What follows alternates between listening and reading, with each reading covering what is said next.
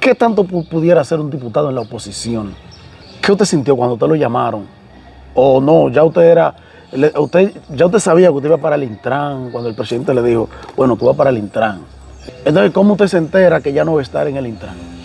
¿Su familia? Bueno, mi familia se preguntaba por qué cuestionan a papi. ¿Cómo usted le explicó a las personas que usted no iba a ser el candidato?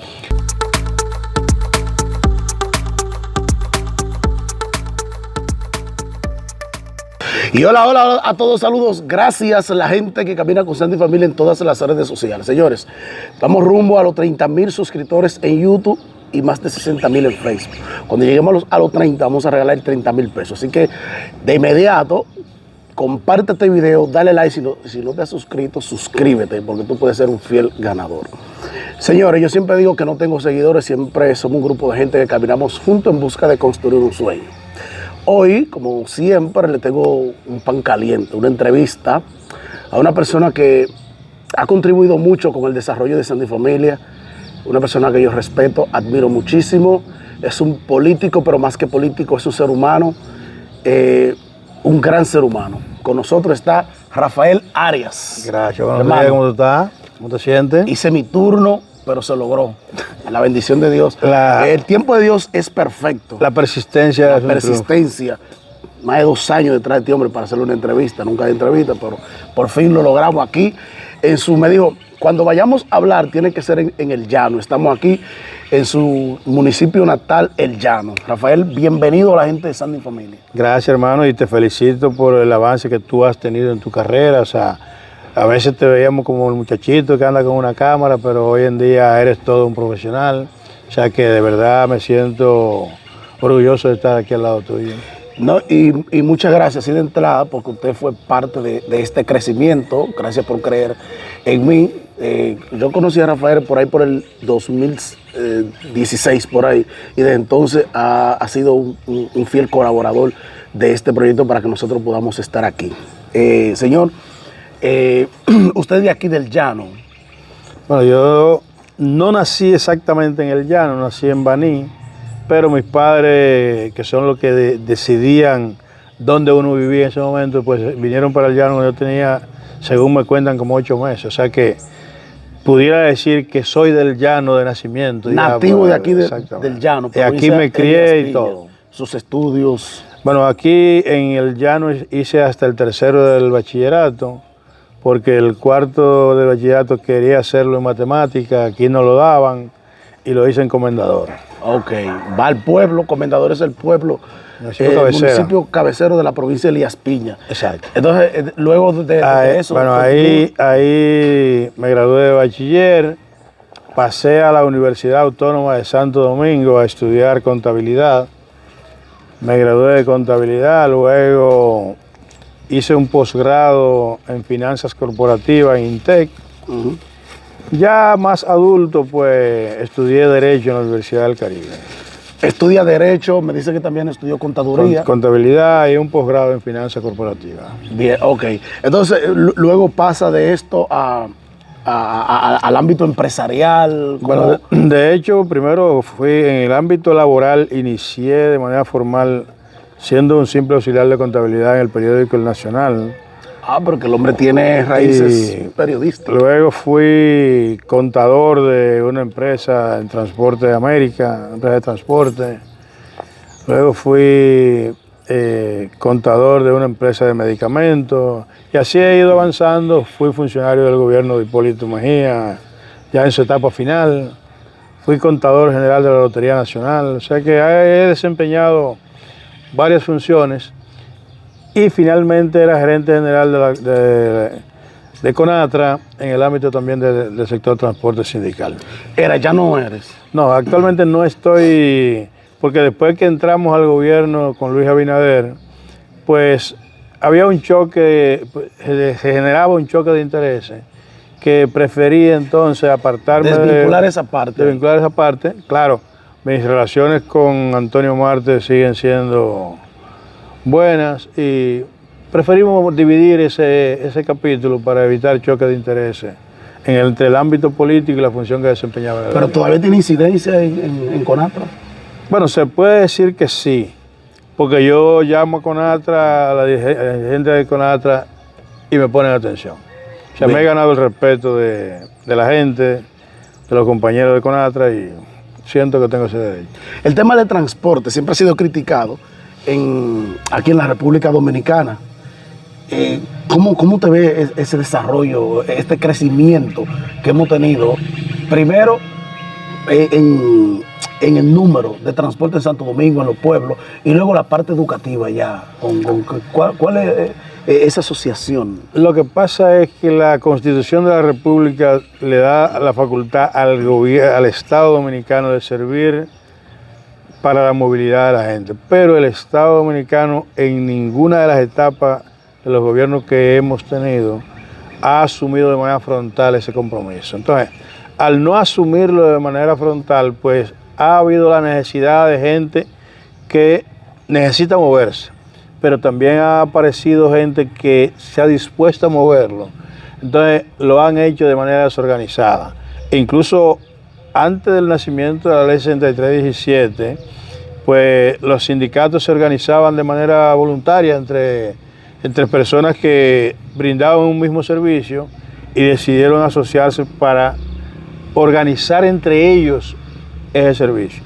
Eso trajo como consecuencia que hubieron entonces ya desde el gobierno, procurando organizar lo que ya se habían organizado de manera abierta, crearon varias instituciones para tratar de organizarla, que finalmente no cumplió el Estado con ese rol, hasta que nació entonces el Intran como única institución del Estado destinada a organizar el sistema de transporte. La gente necesita moverse. Por ejemplo, surgió un barrio nuevo en la capital, sobre todo en las grandes ciudades, y ¿qué necesita la gente? Llegar desde el barrio donde se mudó hacia un lugar de trabajo, un centro de servicio, un centro médico, una escuela. Y si el Estado no ha provisto esa facilidad de transporte, ¿cómo lo hace? La gente tiene que buscar la forma. Exacto. Entonces, ¿qué han hecho los sindicatos en ese sentido? Han estado pendientes, donde hay un sector nuevo, para ellos un nicho de mercado nuevo, y han ido a dar ese servicio. Entonces ya el Estado, una vez el servicio establecido, lo único que le ha costado es regular ya lo que ya ellos han previsto, y eso ha generado derechos. Entonces, por eso tú ves que se da el caso de que la gente dice, no, pero los sindicatos son los dueños de las rutas. Realmente no son los dueños de las rutas, pero si nosotros nos asociamos para dar el servicio aquí y lo estamos dando, cuando venga a entrar un nuevo, tiene que hablar con nosotros. Claro, porque ustedes fueron parte del génesis. Ya nosotros estamos dando el servicio y se ha hecho la inversión que la gente necesitaba para que den ese servicio. Entonces, no puede venir uno hoy que ya quitando el mercado a nosotros. Entonces, se ha generado una pugna de intereses entre los que están y los que quieren llegar, y por eso es que se vienen las confrontaciones y la gente viene a decir entonces que los transportistas son los dueños del país. Pero ya de manera puntual, el gobierno de Luis Abinader dio los primeros pasos para organizar de manera desde el gobierno lo que la gente realmente necesita para moverse. Y por eso tú has escuchado que se han formado varios corredores en el Gran Santo Domingo. La intención era llenar el Gran Santo Domingo de corredores de autobuses ya bajo criterios que el gobierno decida, no que decidan los sindicatos. Pero esa parte se está trabajando también con el transporte masivo del metro que inició el gobierno de Leonel Fernández, que se está continuando también en este gobierno, de los teleféricos, el que hizo Danilo, ya Luis tiene dos, uno en los Alcarrizos y uno en Santiago, y así se va a transformar la movilidad de la gente en sentido general, porque la movilidad de los de a pie, para llamarlo de alguna manera, al estarse haciendo en muchos vehículos de poca capacidad, pues también contribuye a que los que tienen el vehículo para moverse se les dificulte el tránsito. Y yo recuerdo, por ejemplo, hace 25, 30 años yo venía aquí y cuando tú vienes en la carretera te encontrabas la pista vacía. Ahora no. Y tú decías, bueno, yo llegaba de Santo Domingo y Leapilla en 2 horas y media. Ahora no, ahora te coge 4. Porque el flujo de vehículos, la gente que anda montado, pues ha disminuido las velocidades y el atacamiento que hay en la calle. Entonces eso es una problemática. Entonces, siempre para salvarse uno, tiene que joderse. Crea situaciones. Esta democratización de los vehículos, lo que ha venido también es como por joder a los transportistas. Bueno, ahora, por ejemplo, en diciembre ahora todo el mundo viene en su vehículo. Sí, ese es el desarrollo de las personas, nadie lo va a evitar. No, claro. Y como tú dices, para verse el avance de uno, necesariamente contrasta con algo que otro hace. El deterioro de otro. Pero esa es una razón natural de los países que van desarrollándose. Si sus personas no desarrollan por el país, no se siente el avance del país, eso es parte de un crecimiento. Entonces, ¿cómo te entra a la política? Un hombre ya empresario, laboral, y viene para la política. ¿Cómo inicia esta vaina? Bueno, de hecho yo he sido político relativamente toda mi vida, porque mi padre también fue político, pero yo era el tipo de político que los partidos utilizaban en momentos que le convenía al partido. Yo siempre fui del PRD en ese momento. Y los dirigentes de aquí, pues cuando necesitaban un delegado, por ejemplo, pues me involucraban a mí a que fuera delegado. ¿Pero ya, delegado ante la Junta? No, delegado en los colegios electorales para las elecciones. Y ya en el año 2010, que el PRD tuvo una situación, por lo menos en este municipio del Llano, muy difícil, que se decía que tenía menos de un 15%. Los dirigentes de aquí pues no se motivaron a presentarse en una boleta para optar por el cargo de alcalde.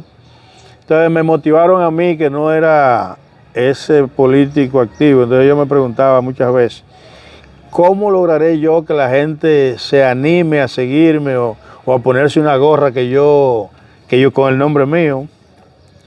Entonces eso me lo propusieron en diciembre del 2009.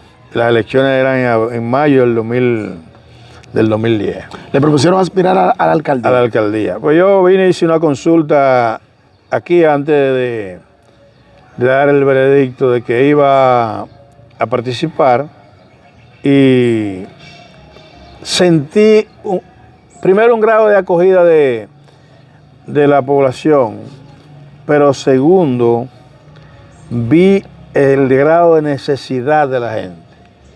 Entonces entendí que desde un espacio de acción pública, como lo que sería en ese momento el ayuntamiento, pues podía yo ayudar más fácil que lo que yo pudiera aportar de manera particular a uno o dos de los habitantes de la provincia. Entonces, eso me llevó a mí a aceptar entonces la postulación como alcalde en el año 2010 aquí en el Llano. ¿En esa parte no lo logró? No logré el objetivo de la alcaldía, pero logré entonces el objetivo político que buscábamos como partido, porque teníamos cerca de un 15% y yo perdí por 83 votos la alcaldía. O sea que sacamos un 40 y pico en términos de porcentaje. O sea que en términos políticos el partido logró el objetivo que buscaba, aunque no la posesión.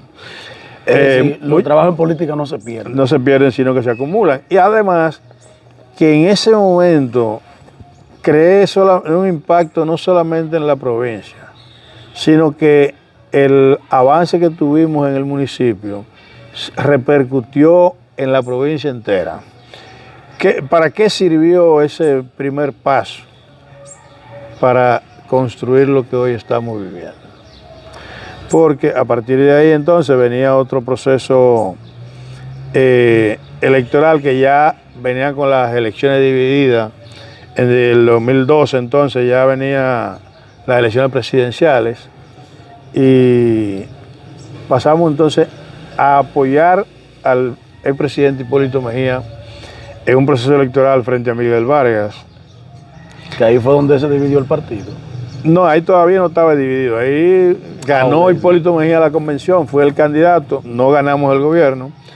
Pero yo de manera personal salí del Llano a recorrer la provincia en busca de apoyo para Hipólito Mejía. Yo recuerdo, no se dividió el partido literalmente, pero realmente ya estaba dividido porque... Bueno, tuvimos punto de ganar las elecciones, o sea, en ese momento no se veía habrían fricciones. Sí, porque fue que Miguel Valga como que no se sumó directamente al proyecto. Exacto, pero nosotros pudimos haber ganado las elecciones porque Hipólito perdió por escaso margen frente a Danilo Medina. Entonces, ahí ya estaba involucrado en la provincia ahí me fui dando a conocer ya como un dirigente político de la provincia, ya no solo del llano. Y de ahí para adelante, bueno, pues seguimos caminando, recorriendo la provincia, sirviéndole a la gente, nunca hablando mentira. No lo hice ni cuando fui alcalde, ni lo he hecho nunca después de eso. Solo actúo sobre la base de lo posible, de lo que yo puedo hacer o no hacer. Entonces, luego de todo esto, le toca aspirar como diputado. Exacto. Es su primer intento. Ya para el 2016, entonces, vienen las elecciones presidenciales y congresuales. Entonces aspiré a alcalde, a diputado por primera vez. Y ahí sí lo logra. Y ganamos la diputación. O sea que la plataforma del llano fue fundamental para un crecimiento político a nivel de la provincia. ¿Qué significó este paso por la Cámara de Diputados para usted? Fue de gran experiencia. A veces la gente malvalora a sus representantes. Recuérdate que el caso de los congresistas, aunque son electos por una provincia, su radio de acción no es directamente por la provincia porque tú contribuyes con todas las leyes que necesita el país en su conjunto y otras demarcaciones. Entonces, muchas veces se cuestiona a los congresistas por si han o no han propuesto un proyecto de ley que haya sido aprobado. Y yo entiendo que la labor del congresista, aunque esa es fundamental, va más allá de la elaboración de una ley. ¿Por qué? Porque tiene otras funciones, que es la de representar a tus electores, a tus conciudadanos, en un estamento que no todos los ciudadanos pueden llegar. Pero también legislar por el país. Legislar por el país, exacto. Entonces, una legislación que pueda beneficiar al país en su conjunto, está beneficiando a tu provincia. Entonces, si tú lo quieres ver sobre la base de que haya una ley que sea específica para tu provincia, muchas veces se complica. Porque si no hay un interés general de los demás diputados, en eso a veces tú presentas el proyecto y ese proyecto se queda en la gatera. Entonces, a veces se complica las leyes particulares de provincia. Porque los proyectos y resoluciones no dependen del diputado directamente. No, porque son 190 diputados. Usted tiene que contar con el voto de esos 189.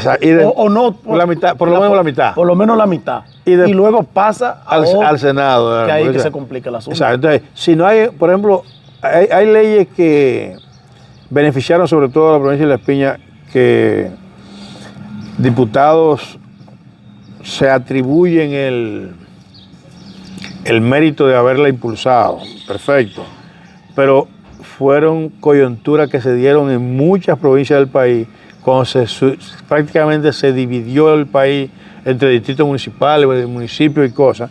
Entonces, se aprovechó que si vamos a ampliar, a elevar parajes y sesiones a distritos municipales en San Juan de la Maguana, en Azo, en Baní, en San Cristóbal, pues se metieron lo de Elías Piña y se fue como parte de una ola. Pero si tú ahora agarras y dices, yo quiero elevar una sesión de la provincia de Elías Piña a distrito, por sí solo con dificultad se hace, porque son decisiones políticas macro que no dependen directamente de un legislador. Entonces, pero qué bueno, estaban en la ola y corrieron con esa aura positiva de que benefició a la provincia en ese sentido. ¿Qué tanto pudiera hacer un diputado en la oposición por su pueblo? Hablar. Solamente. Hablar y procurar que los funcionarios le ayuden. Bueno, no tiene ninguna fuerza alguna. Más nada. Y usted fue un diputado de la oposición. Sí. Y eso hice. Hablar para tratar de lograr que se hiciera algo en la provincia. E incluso, lo digo con orgullo, intentamos crear el Consejo de Desarrollo Provincial de la provincia de Elías Piñas. Yo estuve ahí presente. No tuvimos la oportunidad de que funcionara porque son un conjunto de autoridades que tienen la obligación por mandato de ley de participar en ese proceso. Entonces nunca se vio de algunas de las autoridades el deseo de que eso se dé, y todavía no se ha dado. O sea que yo pudiera hacer un llamado a lo que van a ser nuevos congresistas de la provincia de Elías Piñas, que sigan haciendo ese esfuerzo, porque los gobiernos tienen una planificación y son los que determinan qué hacer o no hacer en los diferentes territorios de la República Dominicana. Y si nosotros no tenemos una voz con autoridad que pueda presentar lo que nosotros necesitamos como provincia, pues con dificultad el gobierno se la invente. O sea, ¿qué tan importante es un Consejo de Desarrollo Provincial para los pueblos pequeños como nosotros? Bueno, es de suma importancia porque hay un reconocimiento por parte del gobierno de esas instituciones. Y tú has visto o has escuchado el caso del Consejo de Desarrollo de Santiago, que son los que van marcando las pautas a lo que los gobiernos pretenden hacer en Santiago. Entonces ellos te dicen a ti, bueno, el gobierno pretende hacer esta obra que se la ideó X funcionario o un plan de gobierno del gobierno central. Y ellos te dicen, bueno, nosotros estamos de acuerdo en que esa obra se haga, pero vamos a hacerla bajo estas condiciones. Porque tú llegas a un territorio, tú como ciudadano, y tú dices, bueno, yo creo que aquí debe hacerse tal o cual obra. Y cuando tú hablas con los ciudadanos, dices, esa obra puede ser importante, pero nosotros tenemos mayor prioridad en que no hagan aquella. Entonces, en ese Consejo de Desarrollo es donde nosotros podemos determinar cuáles son las prioridades que tiene la provincia de Elías Piñas para su desarrollo y exigirle al gobierno que actúe en función de esas prioridades. Pero si no tenemos a nadie que nos lleve a eso, pues sencillamente el gobierno hace o no hace lo que ellos creen que deben hacer. Es decir, que sus funcionarios, todo, que el Consejo de Desarrollo Provincial, tengo entendido, que quien lo preside es el gobernador. El senador. El senador. Entonces, si no están unidos, entonces no hace sentido ser funcionario. Precisamente, entonces eso pasó. Es un llamado a la unidad que usted hace. Eso pasó cuando yo fui diputado. O sea, el senador andaba por su lado, algunos alcaldes andaban por su lado, entonces no hubo esa conexión de autoridades que permitieran crear esa estructura que es la que podía alzar la voz en nombre de la provincia para que el gobierno viniera en auxilio de la provincia. Yo recuerdo que por ahí por el 2017... Pipín era el senador. No, gobernador. Gobernador. Se hizo varias actividades se hicieron, encuentros. Sí, incluso yo fui maestro de ceremonia de una actividad de esa. No me pagaron esa maestría de ceremonia. ¿Te la debe todavía? Vamos a hablar con Pipín, que era el gobernador. Claro, no me la debe. Entonces, yo creo que participaron todos, pero sí, eso se quedó ahí. Se quedó ahí. Incluso en esa actividad, en una de ellas, salió Nildo César, que era alcalde de Hondo Valle en ese momento, como presidente del Consejo de Desarrollo Provincial, que no debió ser el senador. Exacto. Oye, en su defecto el gobernador. Pero la ausencia o la falta de interés del senador en ese momento, hoy con deseo de volver a ser senador, pues no permitieron que diéramos ese paso de avance en ese momento. Bueno, entonces, Rafael, todo esto, el hombre diputado, está en el PRD, luego pasa al PRM y es coordinador en materia de transporte del PRM. ¿Cómo fue ese proceso? Bueno, sabe que yo, primero siendo diputado, ya no me presenté. No se presentó a una reelección. A una reelección como diputado. O a una repostulación. Una repostulación. Y asumí la responsabilidad que me asignó en ese momento el candidato del PRM, Luis Abinader, que posteriormente se convierte en presidente en las elecciones del 20, a que por las relaciones que teníamos dentro del sector transporte, por mi posición en CONATRA, pues que asumiera la coordinación nacional del sector transporte de su campaña en ese momento. Asumimos esa posición, hicimos el trabajo, el presidente reconoció el trabajo que hicimos y en ese entonces, una vez ya en el gobierno, pues nos designó como director del Intran en este gobierno. Su experiencia en el Intran, ¿qué tanto le aportó eso a usted como ser humano, como persona, como funcionario y también al país? Pero la mayor satisfacción que yo puedo tener del Intran es que pude trabajar en una institución regida por una ley en la cual yo trabajé como diputado. O sea, cuando tú eres, en mi caso que fui legislador, y tú logras que una ley que se está trabajando y tú la estás trabajando para bien del país y luego tener las oportunidades de aplicarla, pues esa es una satisfacción importante.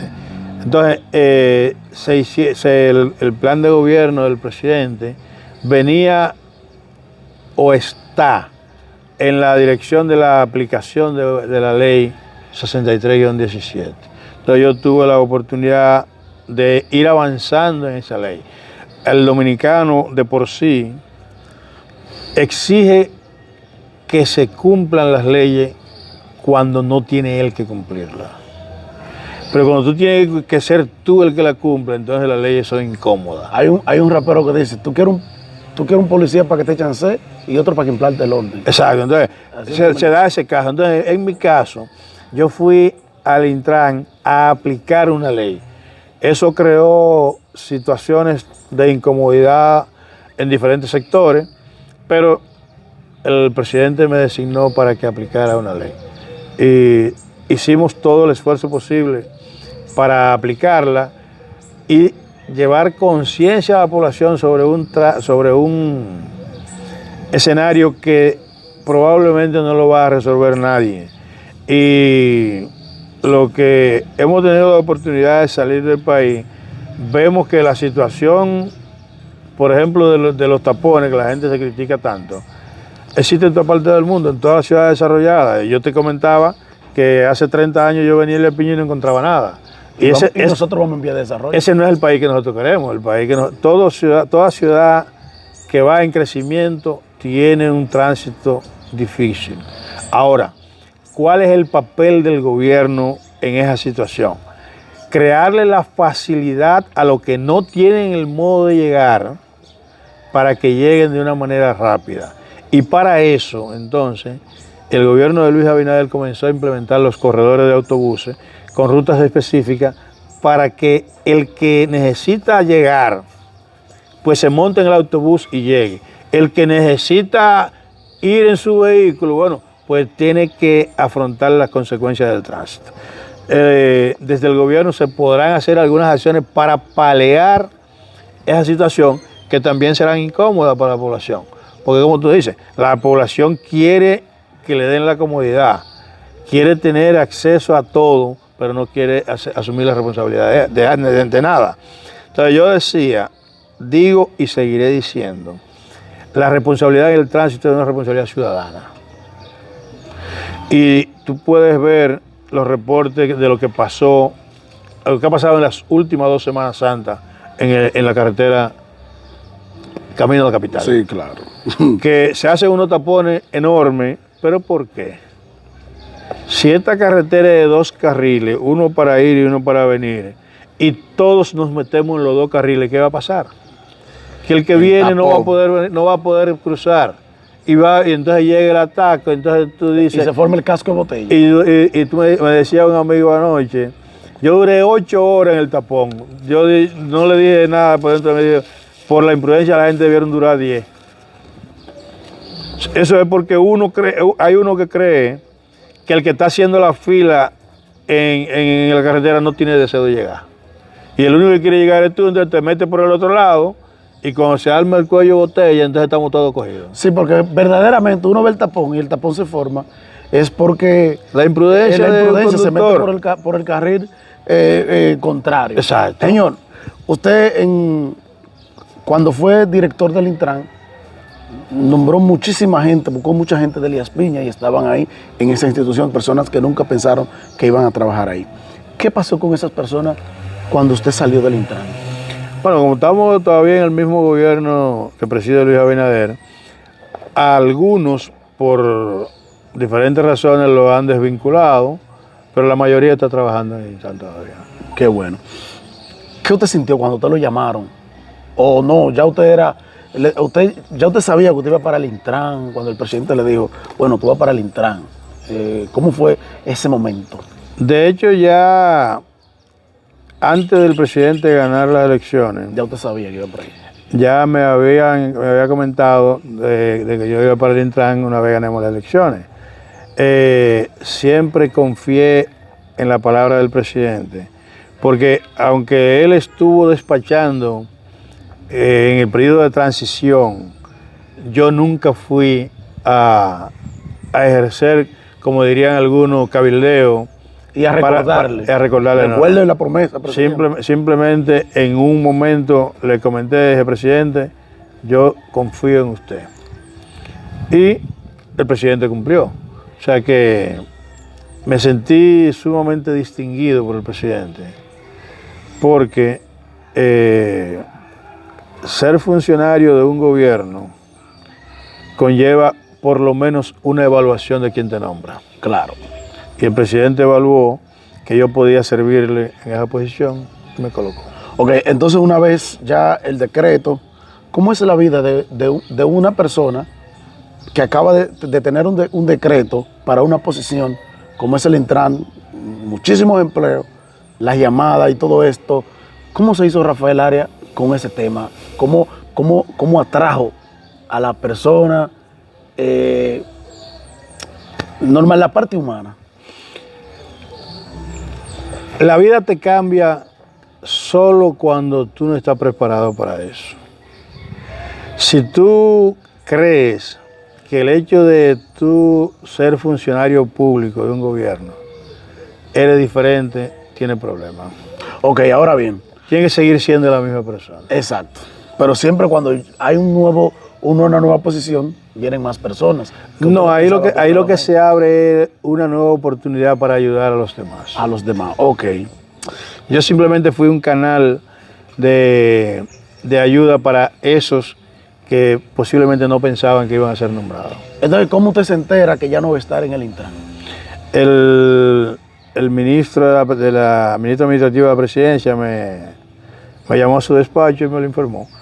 Sencillamente le di las gracias al presidente por el tiempo en el que me estuvo en el cargo, porque desde el primer día que llegué, y sobre todo en mi caso, nunca me creí que esa posición era mía. Y que iba a pasar para toda la vida. Porque lo primero es que el presidente fue electo por 4 años. Entonces no me puede nombrar a mí para eternidad. Entonces, si él me nombra a mí, o es un máximo de su periodo o un tiempo entre su periodo. Entonces, yo fui director de Intran relativamente por 2 años, que estaba dentro del periodo. Yo nunca pude haber pensado que iba a estar más de 4 años. O sea, yo siempre estuve preparado para el día que pasara eso. Porque, déjame decirte algo, y por eso tiene cada vez más valor la palabra del presidente cuando te dice, cuenta con esto. Porque antes de mi designación, los que ya sabían que venía el decreto, pues comenzaron a atacar por intereses de la oposición. Y el presidente no varió eso. O sea que yo viví una especie de enfrentamientos constantes con gente interesada por la oposición. O sea que eso me preparó entonces para salir en cualquier momento. ¿Les conocían esas personas que lo atacaban? Se conocían. Digo, si les conocían a usted. Ah, sí. Conocían la parte humana de Rafael, la parte laboriosa. Lo que pasa es que los intereses rompen la parte humana. ¿Cómo usted se sentía cuando recibía ese tipo de ataques? Ya me había preparado para lo que venía y sobre todo estaba tranquilo porque sabía lo que estaba haciendo. Esos titulares ¿No le afectaban? En lo más mínimo. ¿Su familia? Bueno, mi familia se preguntaba por qué cuestionan a papi, por ejemplo, en el caso de mis hijos, porque ellos me conocen. Pero todo tenía una explicación.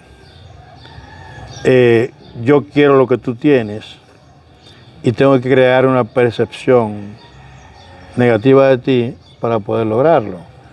No sé si eso en un momento dado pudo haber influido de manera ya en el tiempo para mi salida, pero lo que sí es que estoy agradecido al presidente por haberme tomado en cuenta de manera inicial en su gobierno.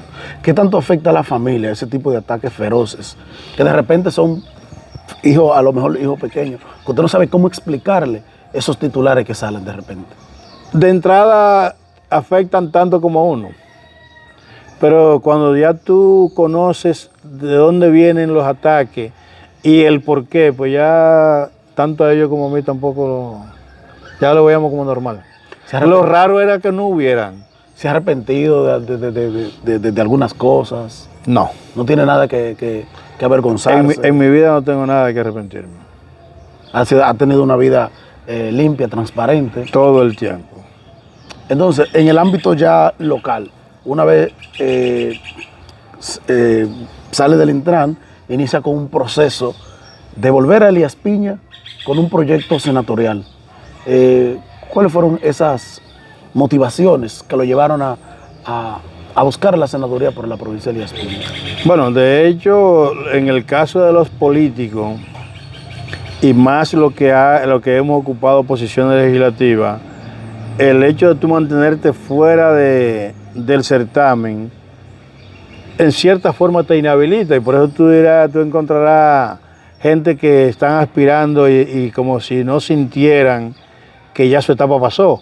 Entonces yo entendí que todavía quedaba algo de lo que yo pudiera dar y intenté buscar esa posición.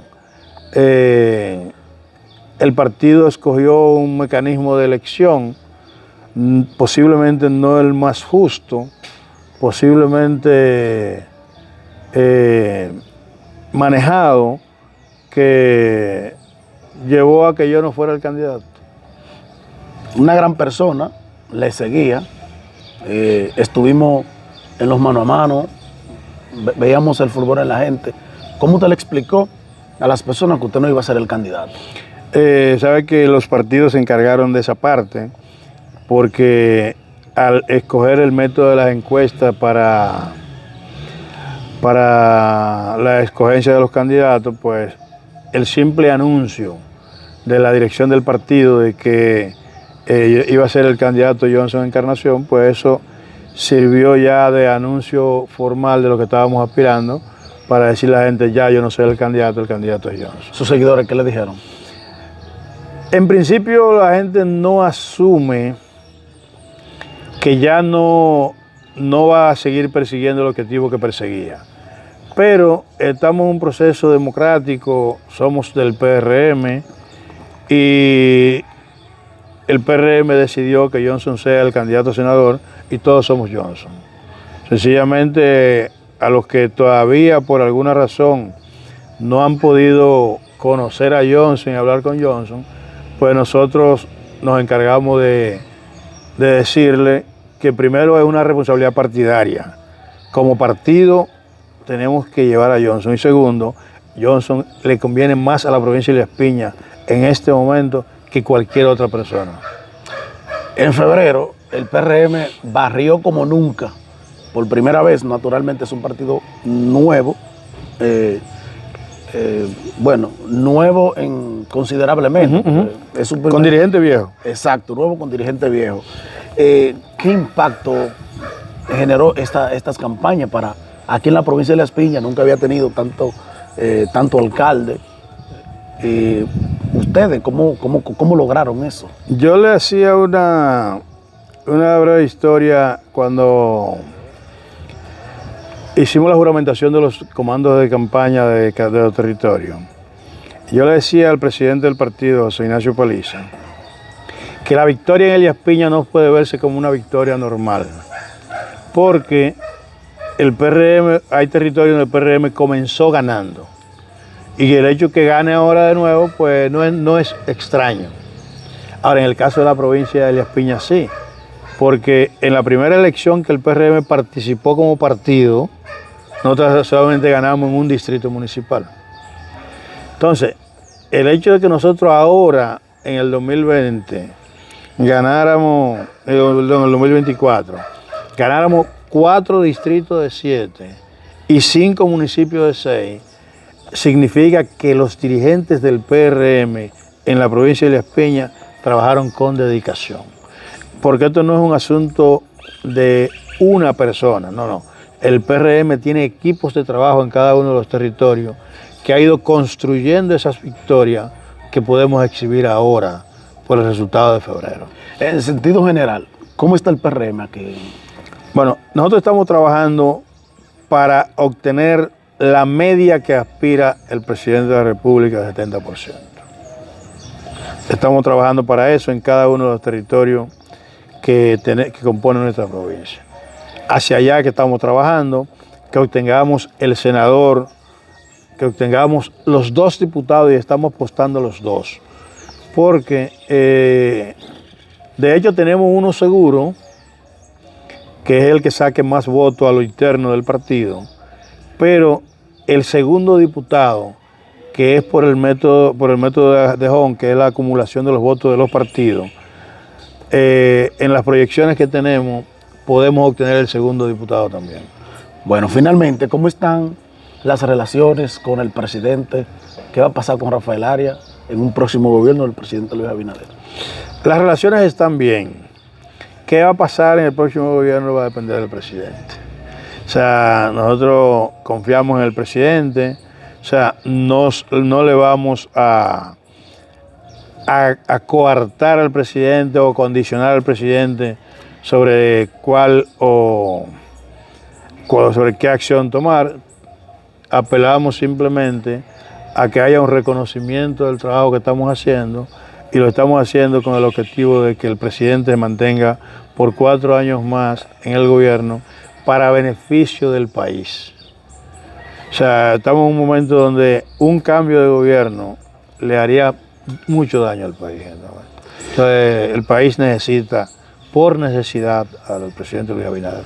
Finalmente, envíen un mensaje a la gente de Elías Piña y al país que verá este contenido. Le puedo pedir, primero, estamos a pocos días de unas elecciones nacionales donde se van a escoger tanto las autoridades nacionales, presidente y vicepresidente de la República, como las autoridades congresuales, senadores y diputados, que piensen el trabajo que ha venido haciendo el presidente de la República a favor del país y mantengamos el país en esas manos. Que el presidente Luis Abinader continúe hacia el 2028 y en el plano de la provincia de Elías Piña, que escojamos a Johnson Encarnación como senador y que sigamos trabajando para que Luis Castillo y Mili Martínez sean los diputados de la provincia de Elías Piña, porque el presidente ha dicho, primero necesitaba que hubiera un solo gobierno entre el gobierno nacional y el gobierno local. Ya hemos logrado entre el gobierno local y nacional en 9 de 13 territorios. Entonces, ¿qué nos falta? Confirmar ahora el nacional y agregar la parte congresual que la necesita el presidente para la aprobación de las leyes, que necesita el país para un ordenamiento como se requiere. O sea que en estas elecciones vamos a votar 1 por Luis Abinader, 1 por Johnson Encarnación y en la casilla 1 del PRM votar por Mili Martínez o por Luis Castillo como diputado. Por uno de los dos. Si vota por los dos, pues estaría dañando tu voto. Bien, señores, Rafael Arias, estuvimos hablando con él. Muchísimas gracias. Gracias a ti. Un placer siempre estar hablando con usted. Y no te dije nada ahorita, pues no son 2 años, son menos. Son menos. Sí. Bien, señores, miren, recuerde que vamos rumbo a los 30,000. Cuando lleguemos a los 30,000 suscriptores, entonces vamos a regalar 30,000 pesos. Estuvimos hablando con Johnson. Es hermano mío, no hay problema. Yo soy hermano de él. Rafael Arias. Rafael Arias es abogado, es contador, tiene máster, es un experto en transporte y asesor del Poder Ejecutivo En materia de transporte. en materia de transporte, que no lo dijimos al principio para que no empiecen a pedir. Señores, gracias Rafael, y ya despida la entrevista y saluda a la gente. Nada, señores, vean esta entrevista, sigan a Sandy, vamos a apoyar a este joven profesional de la provincia de La Espiña que va avanzando. Muchísimas gracias, dale like.